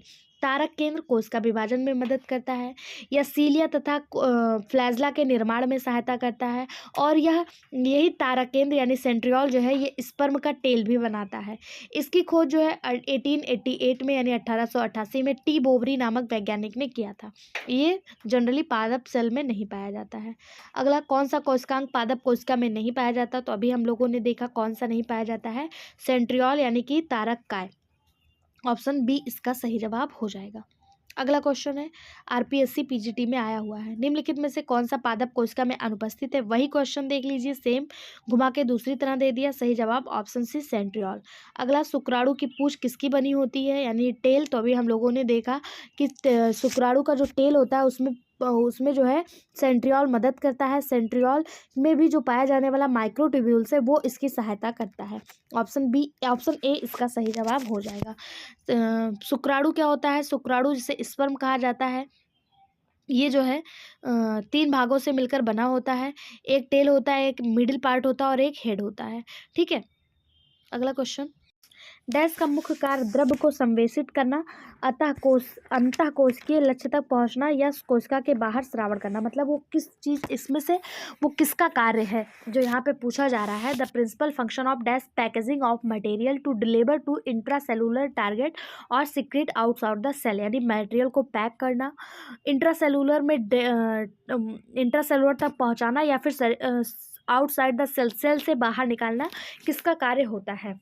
तो पैकेजिंग का कार्य किसका होता है? ये पैकेजिंग का जो कार्य होता है ये लाइसोसोम का नहीं होता है। किसका होता है? गोल्जी बॉडी का, गोल्जी अपर्चर का होता है। इसकी खोज 1897 में कैमिलो गोल्गी नामक वैज्ञानिक ने की थी। ये इटली के रहने वाले थे। 1998 में इन्हीं के नाम पे इसका नाम गोल्जी अपर्चर, गोल्जी बॉडी या फिर गोल्गी काय रखा गया। और ये जो है अधिकांश यूकैरियोटिक कोशिकाओं में पाया जाता है। प्रोटीन और लिपिड अणुओं को संश्लेषित करता है। सही जवाब ऑप्शन बी हो जाएगा। अगला क्वेश्चन, कोशिका का कौन सा अंग ड्रग के विसहरणता में शामिल है, यानी कि डिटॉक्सिफिकेशन ऑफ ड्रग का डिटॉक्सिफिकेशन करता है, कौन करता है? Endoplasmic reticulum, ribosome, Golgi body या लाइसोसोम। तो इसका सही जवाब हो जाएगा ऑप्शन ए एंडोप्लाज्मिक रेटिकुलम। ये ड्रग का डिटॉक्सिफिकेशन करता है। अगला क्वेश्चन, स्वेडबर्ग इकाई निम्न के परिमाप से संबंधित है, यानी कि स्वेडबर्ग यूनिट जो है वो किससे संबंधित है? तो आप लोगों ने जब राइबोसोम के बारे में पढ़ा तो हमने बताया राइबोसोम 2 प्रकार के होते हैं, एक 70S, एक 80S। ये जो S है ना, यस, इसी को स्वेडबर्ग यूनिट कहा जाता है। इसी को क्या कहा जाता है? स्वेडबर्ग यूनिट कहा जाता है। तो ये किससे संबंधित है? तो ये राइबोसोम से संबंधित है। किससे संबंधित है? राइबोसोम से। ऑप्शन बी इसका सही जवाब हो जाएगा। स्वेडबर्ग इकाई किससे संबंधित है? राइबोसोम से। ये एक वैज्ञानिक थे वहाँ के, क्या नाम है, स्वीडन के, उनका नाम था थियोडोर स्वेडबर्ग। उन्हीं के नाम पे उन्हीं ने इसको खोजा और उन्हीं के नाम पे इसका नाम रख दिया गया। ठीक है, इसका सही जवाब ऑप्शन डी हो जाएगा। अगला, अतिरिक्त गुणसूत्रीय वंशानुक्रम निम्न के द्वारा दर्शाई जाती है। अतिरिक्त यानी एक्स्ट्रा क्रोमोसोमल इनहेरिटेंस किसके द्वारा दर्शाई जाती है? Lysosome, Golgi body, endoplasmic reticulum या माइटोकॉन्ड्रिया। सही जवाब ऑप्शन डी माइटोकॉन्ड्रिया। अतिरिक्त जो एक्सटर्नल क्रोमोसोमल इनहेरिटेंस है ये माइटोकॉन्ड्रिया के द्वारा प्रदर्शित किया जाता है। अगला क्वेश्चन, कोशिका में कोशिका द्रव्य के संचरण को क्या कहते हैं? यानी जो कोशिका में कोशिका का मूवमेंट, कोशिका द्रव्य यानी साइटोप्लाज्म का जो मूवमेंट हो रहा है वो क्या कहलाएगा? डिफ्यूजन, सॉलिफिकेशन, साइक्लोसिस या फिर जैलेफेक्शन। सही जवाब हो जाएगा ऑप्शन सी साइक्लोसिस। कोशिका के अंदर कोशिका द्रव्य के जो गति है उसी को साइक्लोसिस के रूप में जाना जाता है।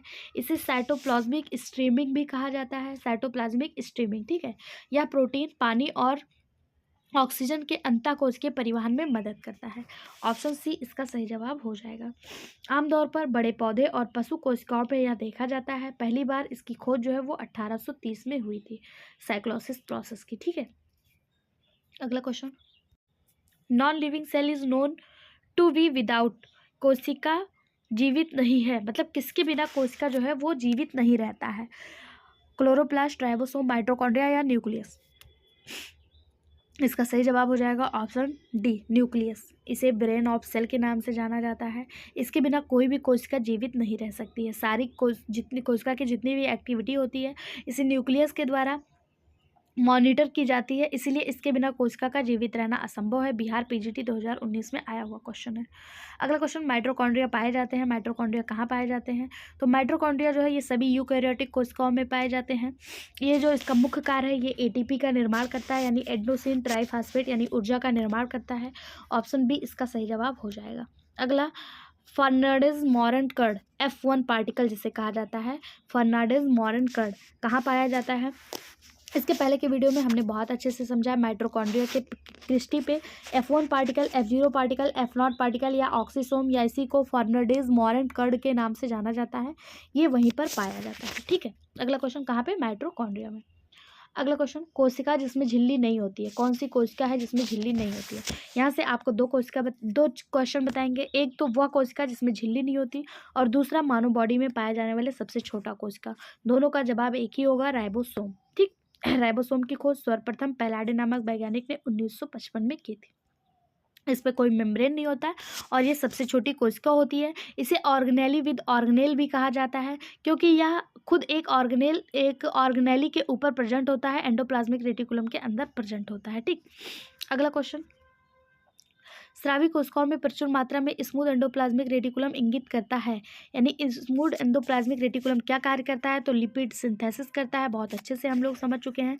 रफ एंडोप्लाज्मिक रेटिकुलम क्या करता है? तो वो प्रोटीन सिंथेसिस करता है। अगला, द न्यूक्लियोसोम। न्यूक्लियोसोम होते हैं surrounded nuclear pore, has only DNA and non histone protein. अरे यार, न्यूक्लियोसोम जो होते हैं ये contain a core of histone with DNA vapour around it. ठीक है, हिस्टोन का एक कोर डीएनए के साथ लिपटे होते हैं, इन्हीं को न्यूक्लियोसोम कहा जाता है। ऑप्शन डी इसका सही जवाब हो जाएगा। अगला क्वेश्चन, कोशिकांग जो हाइड्रोलिटिक एंजाइम से संबंधित होता है, बहुत ज़्यादा इंपॉर्टेंट क्वेश्चन है। इसी को सुसाइडल वैग ऑफ द सेल के नाम से जाना जाता है। इसमें हाइड्रोलिटिक एंजाइम पाया जाता है और ये क्या होता है? लाइसोसोम होता है। ऑप्शन डी सही जवाब हो जाएगा। केंद्रक को ब्रेन ऑफ सेल कहते हैं, राइबोसोम को प्रोटीन फैक्ट्री ऑफ सेल और गोल्गी बॉडी को ट्रैफिक पुलिस ऑफ सेल के नाम से जाना जाता है। लाइसोसोम को क्या कहते हैं? इसमें हाइड्रोलिटिक एंजाइम पाया जाता है और ये कभी कभी खुद भी फट जाता है, खुद भी मर जाता है और अपने आसपास की कोशिकाओं को भी मार देता है, इसीलिए सुसाइडल वैग ऑफ सेल के नाम से भी जाना जाता है। अगला question, lysosome have high content of. Lysosome में अधिक मात्रा में होता है, लाइसोसोम में अधिक मात्रा में क्या होगा? तो वही होगा, हाइड्रोलिटिक एंजाइम होगा। ऑप्शन सी इसका सही जवाब हो जाएगा। अगला क्वेश्चन, निम्नलिखित में से किसमें हाइड्रोलेजेस पाए जाते हैं? लाइसोसोम में पाए जाते हैं हाइड्रोलेजेस, जैसे प्रोटीएजेस, फ्रैक्टोसेस, ये सारे हाइड्रोलेजेस होते हैं और ये अम्लीय अपघटन का कार्य करते हैं। जब किसी कारण से लाइसोसोम से एंजाइम बाहर निकलते हैं तो ये सक्रिय होकर कोशिका के विभिन्न पदार्थों का विघटन कर देते हैं और कोशिका की विखंडित हो जाती है। इसी कारण लाइसोसोम को सुसाइडल बैग ऑफ सेल के नाम से जाना जाता है। ऑप्शन ए सही जवाब, Golgi body, traffic police of the cell, mitochondria, power house of the cell. अगला क्वेश्चन, ऑटोफैजिक वैक्यूल्स होते हैं, लाइसोसोम, राइबोसोम, सेंट्रोसोम या फिर क्रोमोसोम। ऑटोफैगिक क्या होते हैं? जो खुद को भी खा लें। तो कौन खुद को खा लेता है? लाइसोसोम। एक मिनट, हाँ सही जवाब हो जाएगा लाइसोसोम, ऑप्शन ए। ये खुद को खा लेता है, इसीलिए इसे ऑटोफैगिक वैक्यूल्स के नाम से जाना जाता है या इसी को ऑटोफैगोसाइटेसिस के नाम से जाना जाता है। ठीक, ऑप्शन ए। ऑटो मतलब ही होता है स्वयं और फैगिन मतलब होता है ईट। जहाँ पे भी आपको फैजिन वर्ड देखने को मिल जाए, PHAGIC फैजिक वर्ड देखने को मिल जाए, इसका मतलब होता है टू ईट यानी कि खाना। ठीक है, और ऑटो मतलब होता है सेल्फ यानी खुद को ही खाना। तो ये प्रक्रिया किसमें होती है? लाइसोसोम में होती है। ऑप्शन ए सही जवाब। अगला, लाइसोसोम में पाए जाने वाले किण्वक हैं, यानी कि लाइसोसोम में पाए जाने वाले एंजाइम कौन से हैं? तो हाइड्रोलेजेस हैं। ऑप्शन बी सही जवाब। अगला क्वेश्चन, कोशिका की आत्मघाती थैली किसे कहते हैं? लाइसोसोम को कहते हैं। इस क्वेश्चन का इंपॉर्टेंस आप देख रहे हैं, कितनी बार से एक ही क्वेश्चन को कितनी तरीके से कितनी बार घुमा के पूछा गया है, इसलिए आप एग्जाम के लिए लाइसोसोम टॉपिक जरूर तैयार करके जाइएगा। अगला, लाइसोसोम किसके द्वारा उत्पन्न होता है? इंपॉर्टेंट, अब इसको इंपॉर्टेंट मार्क करिए। लाइसोसोम बनाता कौन है? तो लाइसोसोम बनाने का कार्य क्या माइटोकॉन्ड्रिया करता है, सेंट्रियोल करता है, प्लाज्मा मेम्ब्रेन करता है या गोल्जी अपैरेटस करता है? ये थोड़ा सा अलग क्वेश्चन मिल गया ना लाइसोसोम से, इसीलिए कहा जाता है लाइसोसोम की किसी भी टॉपिक की सारे कॉन्सेप्ट अच्छे से क्लियर होना चाहिए। लाइसोसोम को हाइड्रोलाइसिस एंजाइम पाया जाता है, इसे सुसाइडल बैग कहा जाता है, ये हम सभी को पता है। लेकिन लाइसोसोम बनाने का कार्य कौन करता है? तो लाइसोसोम बनाने का कार्य गोल्गी बॉडी करता है। कौन करता है? गोल्गी बॉडी करता है। लाइसोसोम कोशिका के पाचन तंत्र के रूप में भी कार्य करता है। लाइसोसोम अनेक रूप में पाया जाता है। इस लक्षण को जब लाइसोसोम अनेक रूप में पाया जाता है तो इसे पॉलीमॉर्फिज्म कहते हैं। क्या कहते हैं? पॉलीमॉर्फिज्म कहते हैं। अगर बात करें कि पॉलीमॉर्फिज्म के अनुसार लाइसोसोम कितने प्रकार का होता है? 4। प्राथमिक लाइसोसोम यानी primary lysosome, secondary lysosome, residual lysosome यानी अवशिष्ट लाइसोसोम, और फिर एक होता है ऑटोफैगिक वैक्यूल्स। ठीक है, 4 प्रकार के होते हैं आधुनिक विचारधारा के अनुसार। इसे पॉलीमॉर्फिज्म भी कहा जाता है। और ये बनता कहाँ से? गोल्जी अपैरेटस से। ऑप्शन डी सही जवाब। अगला, निम्नलिखित में से कौन सा कोशिकांग बहुरूपता दिखाता है? वही क्वेश्चन आपके सामने आ गया। कौन सा कोशिकांग बहुरूपता दिखाएगा? लाइसोसोम दिखाएगा। ऑप्शन सी सही जवाब। अगला क्वेश्चन, कोशिका में सबसे स्थिर आरएनए है, सबसे स्थिर आरएनए कौन सा है? आरआरएनए, एसआरएनए, टीआरएनए या एमआरएनए? तो सबसे स्थिर आरएनए आरआरएनए यानी राइबोसोमल आरएनए, ये सबसे स्थिर आरएनए होता है। आरआरएनए संश्लेषण के दौरान एमआरएनए और राइबोसोम में उचित संरेखण को सुनिश्चित करता है। ऑप्शन ए इसका सही जवाब हो जाएगा। अगला क्वेश्चन, आनुवंशिकता के आधार के रूप में केंद्रक की खोज किसके द्वारा की गई? तो केंद्रक की खोज किसने की थी? हम सभी को पता है कि केंद्रक की खोज जो है वो रॉबर्ट ब्राउन ने की थी। लेकिन यहाँ पे क्वेश्चन घुमा के पूछ दिया है, आनुवंशिकता के आधार के रूप में केंद्रक की खोज किसने की थी? तो इसका सही जवाब हो जाएगा हर्डविंग। किसने? हर्डविंग। आनुवंशिकता के आधार के रूप में केंद्रक की खोज हर्डविंग ने की थी। कब की थी? 1885 में की थी। ठीक है, इसी जो न्यूक्लिन है, न्यूक्लिन की बात यहाँ पे की गई है। जो न्यूक्लिन है इसे बाद में न्यूक्लिक एसिड कहा गया। न केवल निषेचन के लिए बल्कि आनुवंशिक विशेषताओं के संचरण के लिए भी यह जिम्मेदार होता है। इसी को बाद में क्या नाम दे दिया गया? इसी को बाद में न्यूक्लिक एसिड नाम दे दिया गया। क्या नाम दे दिया गया? न्यूक्लिक एसिड नाम दे दिया गया। ठीक है, ऑप्शन बी इसका सही जवाब हो जाएगा। अगला, microtubules are made of, microtubule किसके बने होते हैं? तो ट्यूब्यूल जो है ये 9+2 के अरेंजमेंट में होते हैं और ये ट्यूबुलिन प्रोटीन के बने होते हैं। किसमें बने होते हैं? ट्यूबुलिन प्रोटीन के बने होते हैं। इसमें माइटोटिक स्प्लेंडर की असेंबली होती है, कोशिकाओं को विभाजित करने की क्षमता होती है, न्यूरॉन्स में अक्षतंतु को विस्तार करने की क्षमता होती है। ठीक है, सही जवाब ऑप्शन सी हो जाएगा। किसके बने होते हैं? ट्यूबुलिन प्रोटीन के बने होते हैं। अगला, 80S राइबोसोम में आरएनए प्रोटीन का अनुपात क्या है? राइबोसोम 2 प्रकार के 70S और 80S। 80S में जो अनुपात होता है वो 1:1 होता है। इसे protein factory of the cell के नाम से जाना जाता है। और 70S में जो होता है वो होता है 2:1। ठीक है, 2:1। 80S में 1:1 और 70S में 2:1 होता है।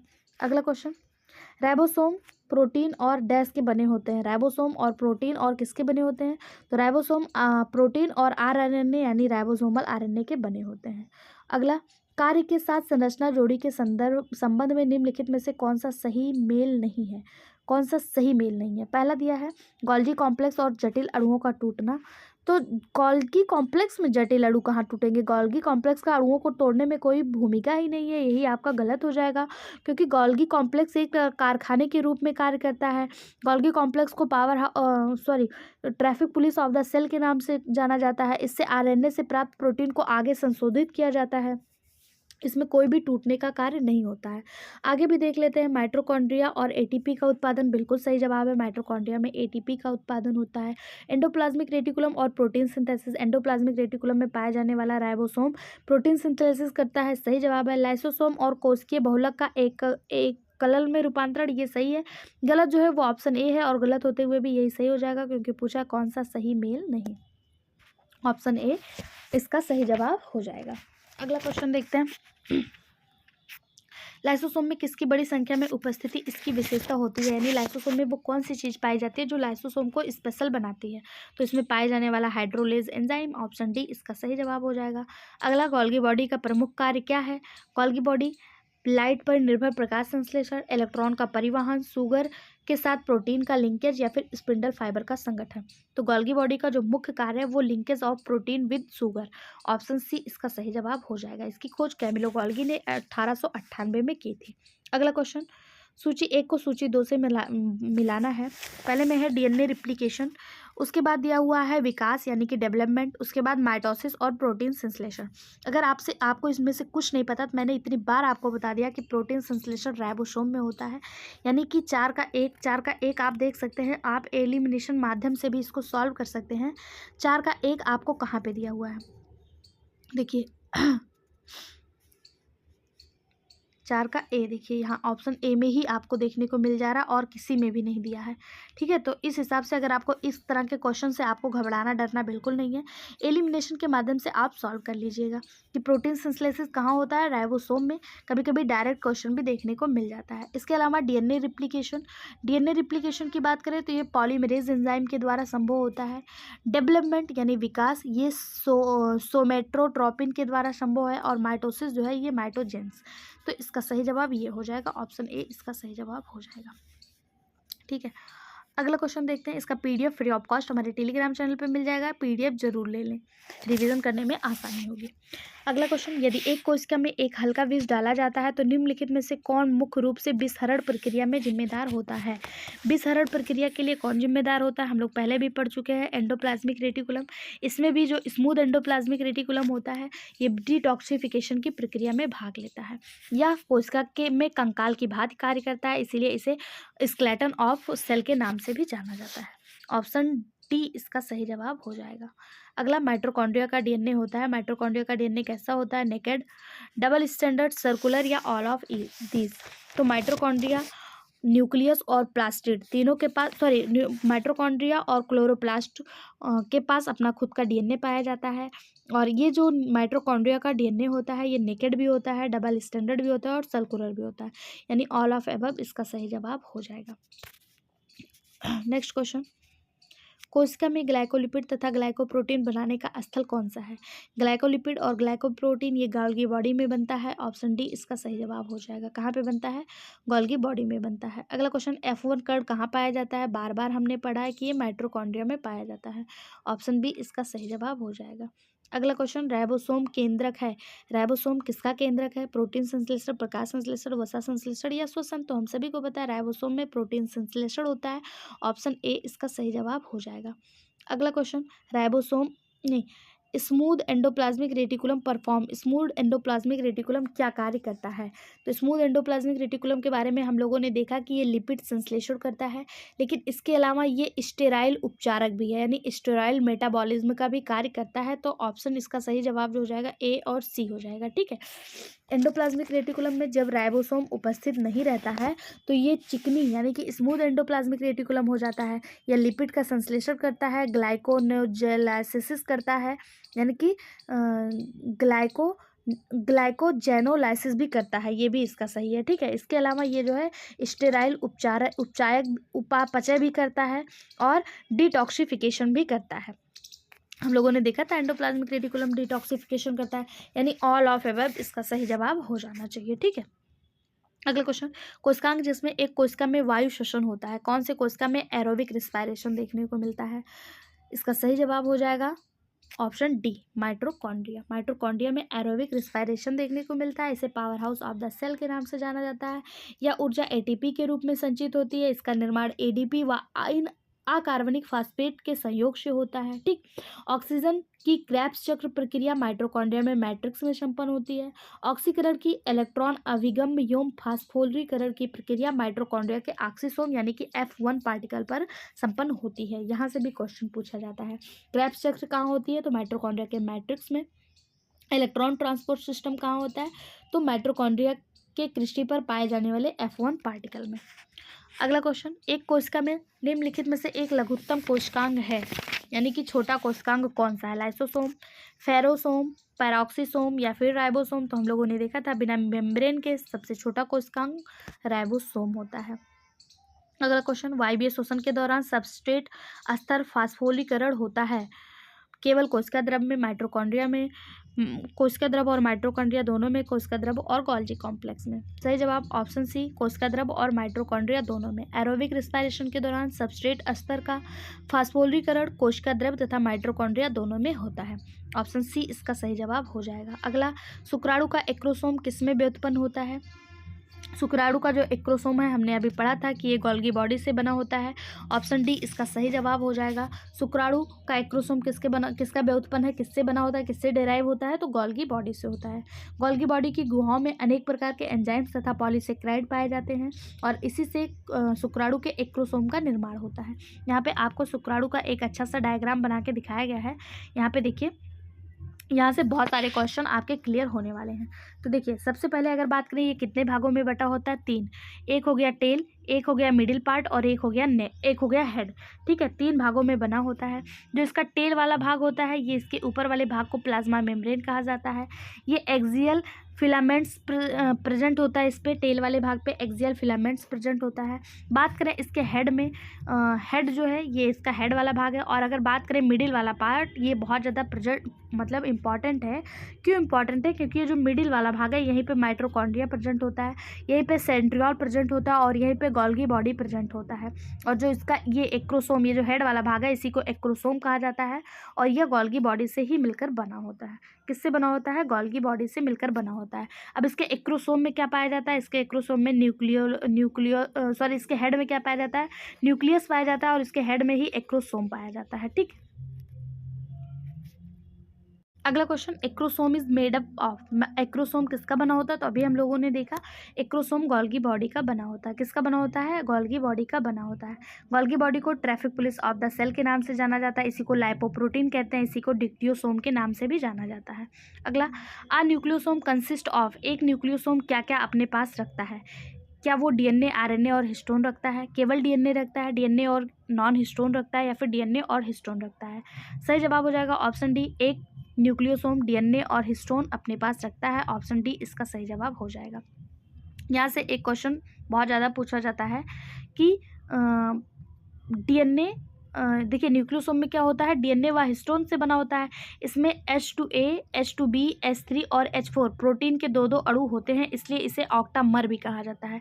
पूछ लिया जाता है यहाँ पे, कभी कभी इसमें कन्फ्यूजन कर देता है, H2A, H2B, H3 और H4। यहाँ पे H5 दे देगा या H1A दे देगा, यही दे देगा कि कौन सा इसके अणु नहीं है, इसके ऑक्टामर नहीं है, तो ये नहीं हो जाएगा। ये चारों आपके लिए बहुत ज़्यादा इंपॉर्टेंट है। ठीक है।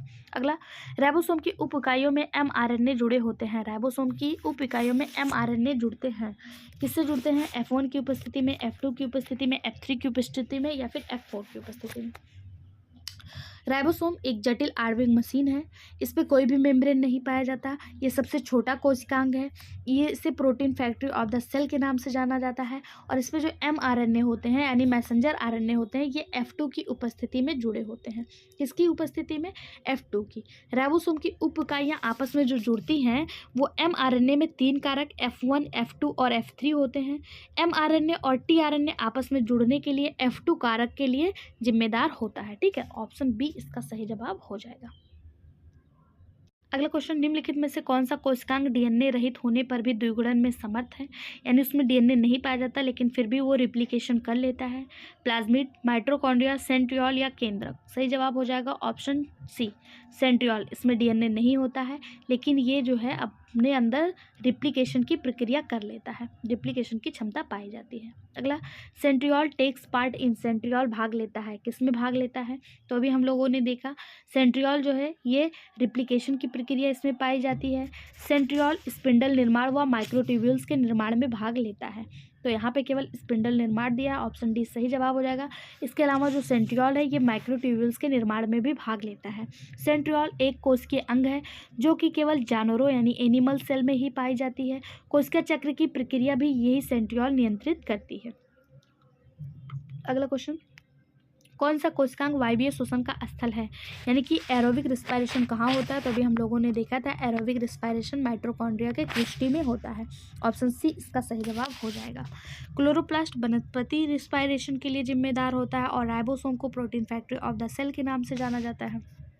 अगला क्वेश्चन, कौन सा सही सुमेलित नहीं है? ये क्वेश्चन हम लोग कई बार कर चुके हैं, देख लेते हैं। इसका सही जवाब ऑप्शन ए हो जाएगा, पोटेशियम आयन। ये निष्क्रिय न होकर सक्रिय होता है।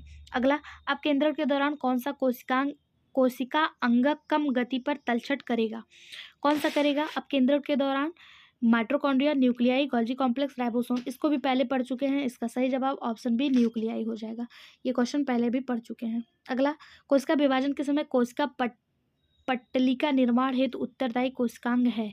Chloroplast, endoplasmic reticulum, Golgi body या माइटोकॉन्ड्रिया? तो सेल प्लेट्स कौन बनाता है? सेल प्लेट्स बनाने का कार्य गोल्गी बॉडी करता है। ऑप्शन सी इसका सही जवाब हो जाएगा। कौन करेगा? गोल्गी बॉडी करेगा। नेक्स्ट क्वेश्चन, निम्नलिखित में से कौन सा कोशिकांग एकल जीवद्रव्य कला युक्त है, यानी जिसमें केवल कौन सा सेल ऑर्गेनेल्स है जिसमें सिंगल यूनिट मेम्ब्रेन पाया जाता है? क्लोरोप्लास्ट, माइटोकॉन्ड्रिया और न्यूक्लियोलस, ये तीन ऐसे होते हैं जिसमें डबल मेम्ब्रेन पाया जाता है, लेकिन लाइसोसोम इसमें सिंगल मेम्ब्रेन पाया जाता है। इसकी खोज डी ड्यूबे नामक वैज्ञानिक ने 1955 में किया था। इसे suicidal bag of the cell के नाम से जाना जाता है। ऑप्शन बी इसका सही जवाब हो जाएगा। अगला, कॉर्ड व्हील संरचना दर्शाता है। कॉर्ड व्हील संरचना किसमें देखने को मिलता है? तो हम लोगों ने देखा था कि जो सेंट्रियोल होता है ये 9+2 अरेंजमेंट से बना होता है, और यही अरेंजमेंट इसको कॉर्ड व्हील संरचना यानी कि एक चक्के के आकार की संरचना दिखाने में मदद करता है। तो ऑप्शन सी इसका सही जवाब हो जाएगा। कौन होगा? सेंट्रियोल होगा। ये देखिए यहाँ पे आपके सामने डायग्राम बना हुआ है, इसी को कॉर्ड व्हील संरचना कहा जाता है। ये एकदम आपके बैलगाड़ी के पहिए के आकार की लग रही है ना, बैलगाड़ी का पहिया जैसे जैसे होता है वैसे ही तो लग रहा है, और इसीलिए इसे कॉर्ड व्हील स्ट्रक्चर कहा जाता है। अगला, कोशिकांग जो शुक्राणु के मध्य भाग में पाए जाते हैं। शुक्राणु के मध्य भाग में माइटोकॉन्ड्रिया और सेंट्रियोल पाया जाता है। ऑप्शन सी इसका सही जवाब हो जाएगा।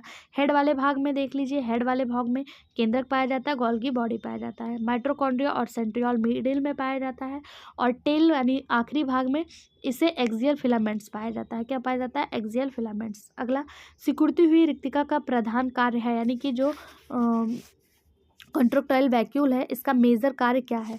कंट्रोक्टाइल वैक्यूल का जो मुख्य कार्य होता है वो क्या होता है? एक्सक्रीशन, सर्कुलेशन, ऑस्मो रेगुलेशन या ऑल ऑफ एबव? सही जवाब हो जाएगा option C, osmo regulation. Contractile vacuole का जो सबसे मेन कार्य होता है वो ऑस्मो रेगुलेशन का होता है। अगला, cell secretion is done by, कोशिका स्राव कहाँ से होता है? Endoplasmic reticulum, plastid, Golgi body या फिर न्यूक्लियोलस? सही जवाब option C, Golgi body. Golgi body को लाइपोकॉन्ड्रिया के नाम से भी जाना जाता है। इसे की खोज कैमिलो गोल्गी ने की थी। कब की थी? 1898 में की थी। 1906 में इसके लिए इन्हें नोबेल पुरस्कार भी मिला था। अगर पूछा जाए कैमिलो गोल्गी को गोल्गी बॉडी की खोज करने के लिए नोबेल कब मिला, तो 1906 में मिला था। इसे लाइपोकॉन्ड्रिया के नाम से भी जाना जाता है, डिक्टियोसोम के नाम से भी जाना जाता है इसी को, ठीक है। और ये क्या करता है? कोशिका का स्राव करता है। इसे ट्रैफिक पुलिस ऑफ सेल के नाम से भी जाना जाता है। अगला क्वेश्चन, निम्नलिखित में से कौन सा कोशिकांग केंद्रक की बाहरी झिल्ली के साथ निरंतरता में रहता है? केंद्रक की बाहरी झिल्ली, केंद्रक हमने देखा केंद्रक है, और इसका आउटर मेम्ब्रेन ही जो है एंडोप्लाज्मिक रेटिकुलम का निर्माण करता है। तो ऑप्शन बी इसका सही जवाब हो जाएगा। अगला क्वेश्चन, यहाँ पे देखिए ये डायग्राम बनाया गया है, बना के आपको दिखाया गया है। ये केंद्रक है और इसका आउटर मेम्ब्रेन ही एंडोप्लाज्मिक रेटिकुलम का निर्माण करता है। जहाँ पे राइबोसोम पाए जाते हैं वो रफ एंडोप्लाज्मिक रेटिकुलम, जहाँ पे राइबोसोम नहीं पाया जाता वो स्मूथ एंडोप्लाज्मिक रेटिकुलम बन जाता है। अगला, डीएनए किस में नहीं मिलता है? डीएनए किस में नहीं पाया जाता है? न्यूक्लियस, राइबोसोम, प्लास्टिड या माइटोकॉन्ड्रिया? तो डीएनए जो होता है ये न्यूक्लियस में पाया जाता है, प्लास्टिड में भी और माइटोकॉन्ड्रिया में। जिसमें नहीं पाया जाता वो राइबोसोम होता है। ऑप्शन बी इसका सही जवाब हो जाएगा। अगला क्वेश्चन, 40S और 60S राइबोसोम मिलकर क्या बनाते हैं? 40S और 60S राइबोसोम मिलकर क्या बनाएंगे? 100 राइबोसोम, 80 राइबोसोम, 70 राइबोसोम या 90 राइबोसोम? अब इन दोनों को आपको ऐड करके नहीं लिखना है। 40S और 60S जो होते हैं ये 80S राइबोसोम बनाते हैं, और 70S राइबोसोम जो होते हैं ये आकार में छोटे होते हैं, प्रोकैरियोटिक कोशिका में पाए जाते हैं। इनका जो श्वसन गुणांक होता है वो कितना होता है, ये आप कमेंट बॉक्स में बता दीजिएगा कि 70S का श्वसन गुणांक जो होता है वो कितना होता है। ये जो S है इसे स्वेडबर्ग यूनिट के नाम से जाना जाता है। 70S जो है ये माइटोकॉन्ड्रिया, क्लोरोप्लास्ट और बैक्टीरिया के पास स्पेशल रूप में पाए जाते हैं, ठीक है। बाकी ये सभी यूकैरियोटिक, प्रोकैरियोटिक में पाए जाते हैं। अगला, रिक्तिका के चारों ओर उपस्थित कला क्या कहलाती है? रिक्तिका के चारों ओर जो प्रेजेंट मेम्ब्रेन है वो क्या कहलाएगी? जिस तरह हमने देखा था कि न्यूक्लियस के चारों ओर पाई जाने वाली न्यूक्लियर मेम्ब्रेन, सेल के चारों ओर पाई जाने वाली सेलुलर मेम्ब्रेन या फिर प्लाज्मा मेम्ब्रेन, इसी तरह रिक्तिका के चारों ओर पाई जाने वाली क्या कहलाएगी? तो वो टोनोप्लास्ट कहलाएगी। क्या कहलाएगी? टोनोप्लास्ट कहलाएगी, ठीक है। ऑप्शन बी इसका सही जवाब हो जाएगा। अगला क्वेश्चन, ऑक्सीडेटिव एंजाइम अधिकतर पाए जाते हैं। ऑक्सीडेटिव एंजाइम किस में पाए जाते हैं? तो ऑक्सीडेटिव एंजाइम जो होते हैं ये माइटोकॉन्ड्रिया में पाए जाते हैं। किसमें? माइटोकॉन्ड्रिया में पाए जाते हैं। और लाइसोसोम में हाइड्रोलाइसिस एंजाइम पाए जाते हैं। अगला क्वेश्चन, यांत्रिक सहायता प्रोटीन संश्लेषण एवं किण्वन ट्रांसपोर्ट के लिए निम्नलिखित में से कौन जिम्मेदार है? डिक्टियोसोम, सेल मेम्ब्रेन, माइटोकॉन्ड्रिया या एंडोप्लाज्मिक रेटिकुलम? सही जवाब हो जाएगा ऑप्शन डी, यांत्रिक सहायता यानी मैकेनिकल सपोर्ट कौन प्रदान करता है? यही एंडोप्लाज्मिक रेटिकुलम ही तो करता है, इसीलिए इसे कंकाल कहा जाता है, सेल का स्केलेटन कहा जाता है। तो ऑप्शन डी ही इसका सही जवाब हो जाएगा। ये दो प्रकार के होते हैं, rough endoplasmic reticulum, smooth endoplasmic reticulum. Rough endoplasmic reticulum पे प्रोटीन पाया जाता है, सॉरी राइबोसोम पाया जाता है जो प्रोटीन सिंथेसिस करता है। ये क्वेश्चन बिहार पीजीटी में आ चुका है, इसे इंपॉर्टेंट मार्क करिएगा। ठीक है, यहाँ पे ये वाला टॉपिक जो है वो कवर होता है। आगे हम लोग माइटोसिस और मियोसिस के इंपॉर्टेंट क्वेश्चन देखेंगे। वीडियो कैसा लगा कमेंट बॉक्स में जरूर बताएं। वीडियो को लाइक करें, चैनल को सब्सक्राइब करें, ज़्यादा से ज़्यादा शेयर करें। Thank you.